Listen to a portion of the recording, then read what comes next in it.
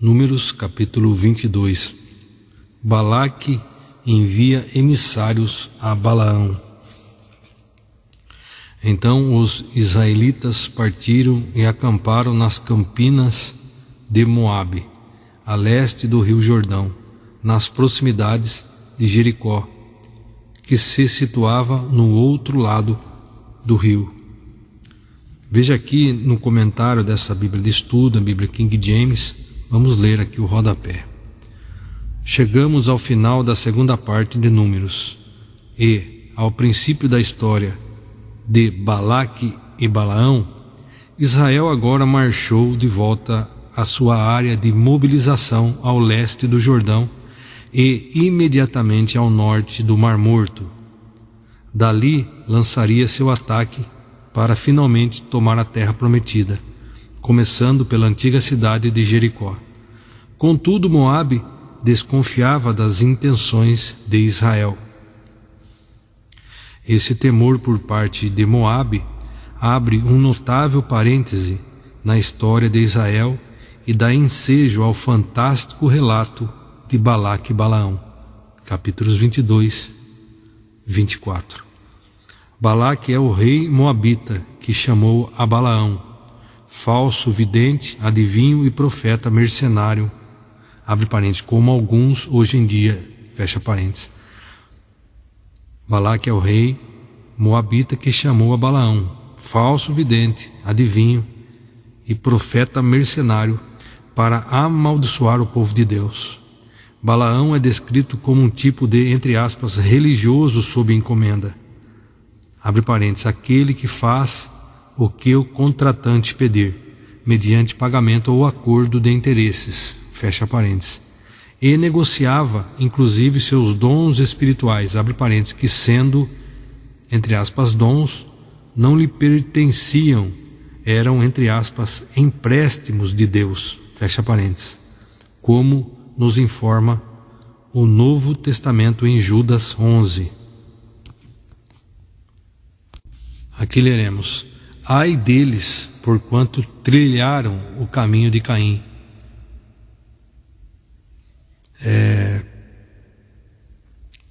Ai deles, porquanto trilharam o caminho de Caim, ávidos pelo lucro, se jogaram no erro de Balaão e foram tragados pela morte na rebelião de Corá.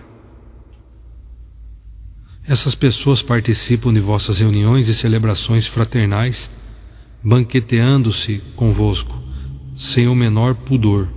Agem como pastores que a si mesmos se apacentam, vagam como nuvens sem água, impelidas pelos ventos, são como árvores sem folhas nem fruto, duas vezes mortas, arrancadas pela raiz.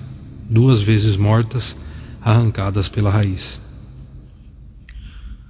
Veja só que Judas cita mais 3 exemplos do tipo de atitude insana e pecaminosa que leva a terrível, abre parênteses, usais de Jesus, fecha parênteses, destruição final. Mateus 23, 13 ao 29.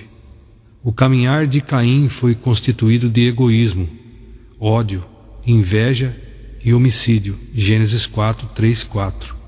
Números 22, 1 ao 35. 1 João 3, 12. O erro de Balaão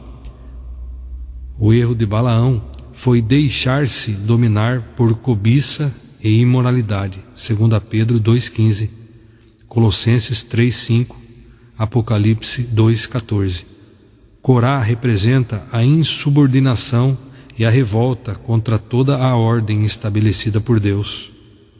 Comportamento de parte da liderança cristã da época de Judas, a qual, apostatando da fé, estava dividindo a igreja. Números 16, 1 ao 35, 3 de João 9. Vejamos aqui também o motivo da urgência e prioridade desta mensagem. Versículo 3, está escrito assim: amados, enquanto me preparava com grande expectativa para vos escrever acerca da salvação que compartilhamos, senti que era necessário, antes de tudo, encorajar-vos a batalhar dedicadamente pela fé confiada aos santos de uma vez por todas. Veja aqui, o motivo de urgência e prioridade desta mensagem, versículo 3 que acabamos de ler, é que os mestres hereges estavam se infiltrando nas festas e celebrações cristãs, comuns entre os membros da igreja primitiva, com o propósito de disseminar seus ensinos libertinos e promíscuos, questionando a liderança cristã apostólica e impondo-se como os novos líderes do conhecimento transcendental, abre parênteses, gnose, fecha parênteses, ainda que suas vidas não demonstrassem qualquer manifestação do fruto da justiça. Colossenses 2, 19 ao 23. Judas usa uma série de metáforas para evidenciar que tais pessoas agiam como lobos pastoreando ovelhas para saciar suas próprias vontades animalescas. Segundo Pedro 2,13, Isaías 57, 20. Entretanto, assim como as chamadas, entre aspas, estrelas cadentes, abre parênteses, meteoritos e cometas, fecha parênteses, que surgem com brilho e magnificência, tais mestres do mal logo serão incinerados e se desintegrarão nas trevas eternas. Voltando em Números 22, continuando, então aqui a doutrina de Balaão, voltando a ler aqui o que está no rodapé, concluindo a leitura do rodapé, a doutrina de Balaão era que o povo não podia ser amaldiçoado contra a vontade divina, poderia, entretanto, ser corrompido. Apocalipse 2,14, Tiago 4,4. E o resultado fica claro em 25, 1, 2. Apocalipse 2,14, carta à igreja de Pérgamo, versículo 14. Tenho, contudo, contra ti algumas admoestações, porquanto tens contigo os que seguem a doutrina de Balaão, que ensinou Balaque a armar ciladas contra os filhos de Israel, induzindo-os a comer alimentos sacrificados a ídolos e a se entregarem à prática da prostituição. Veja só, Balaão era mestre em confundir os assuntos espirituais e morais com seus interesses materiais. Mestre em confundir os assuntos espirituais e morais. Confusão. Chegou a ensinar as mulheres midianitas a seduzir os israelitas.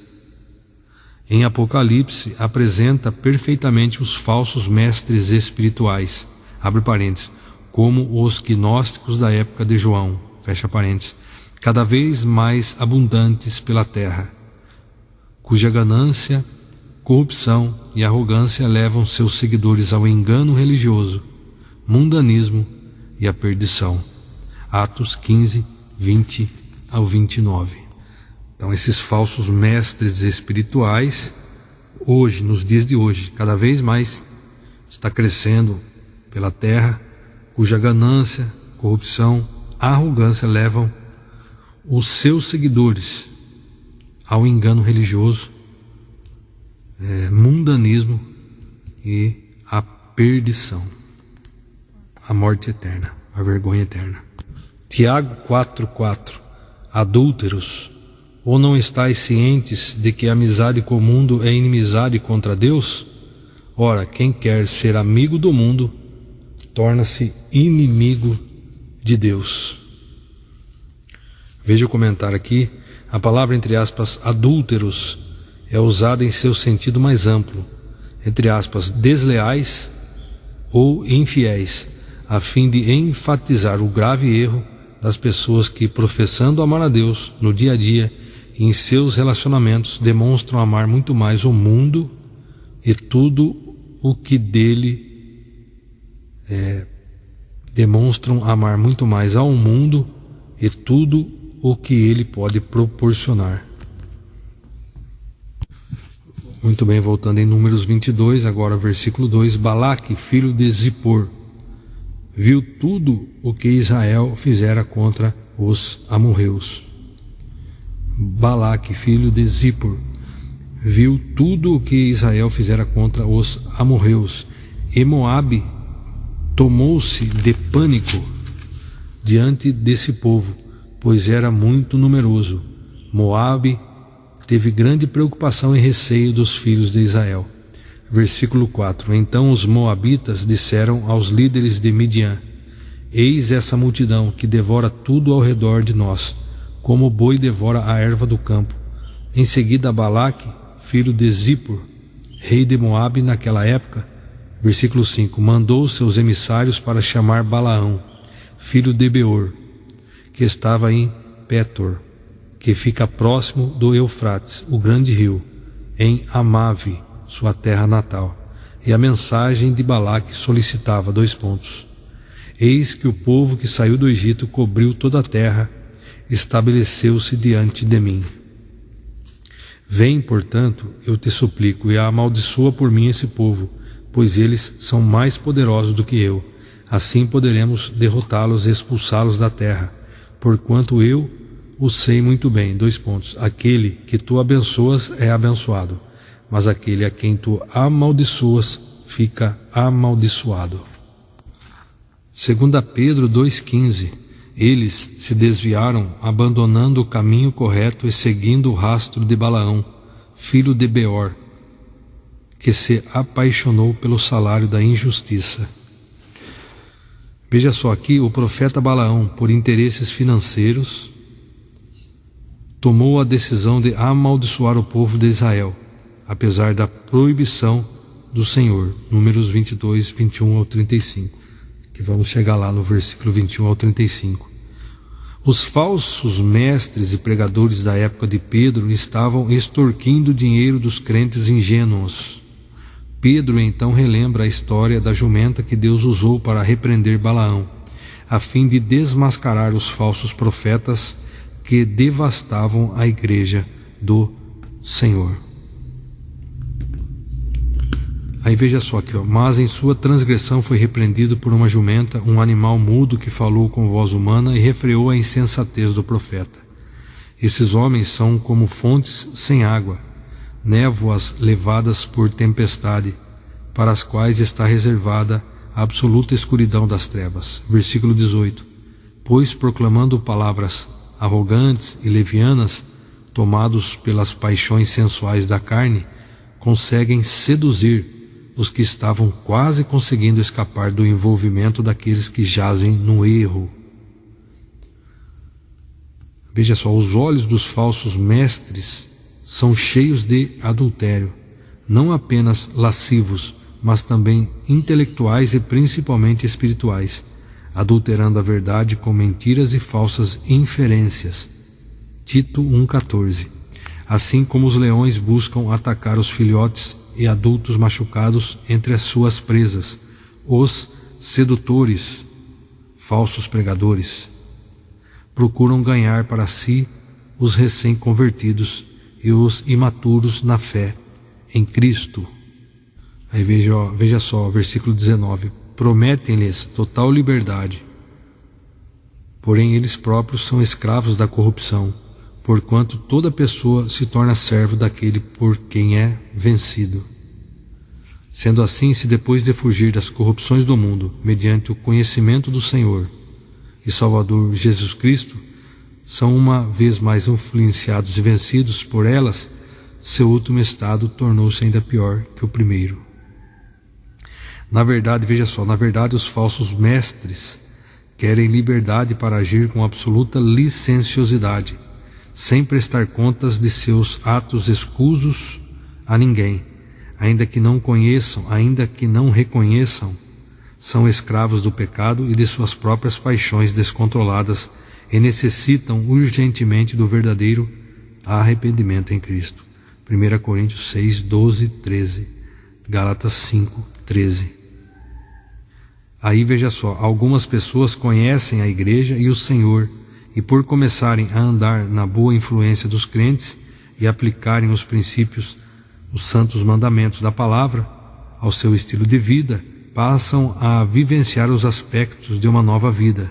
Entretanto, na verdade, não nasceram do Espírito Santo. João 3, 5, 18, no íntimo dos seus corações. E por isso, com o passar do tempo, não resistem aos baques das provações e à sedução das tentações, e sucumbem às suas próprias concupiscências. O crente sincero, nascido de novo, recebe o Espírito Santo em seu coração e, ainda que lute a vida toda contra a carne e o diabo, está selado com Cristo para sempre e jamais perderá sua salvação. João 10, 27 ao 30, Romanos 8, 28 ao 39. O cristianismo, na época dos apóstolos, era conhecido como o caminho, com letra maiúscula, Atos 9, 2. Aí aqui, versículo 21, porque lhes teria sido melhor não haver conhecido o caminho da justiça, do que, depois de conhecê-lo, darem as costas ao santo mandamento que lhes havia sido concedido. Versículo 22, dessa maneira confirma-se neles o quanto é verdadeiro o provérbio que diz, o cão volta ao seu vômito, e mais, a porca lavada volta a revolver-se no lamaçal.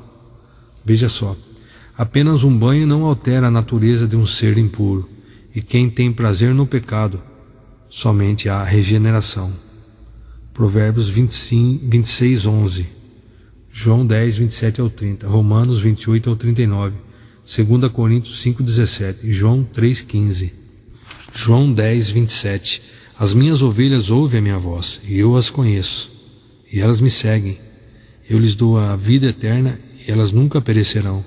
Tampouco ninguém as poderá arrancar da minha mão.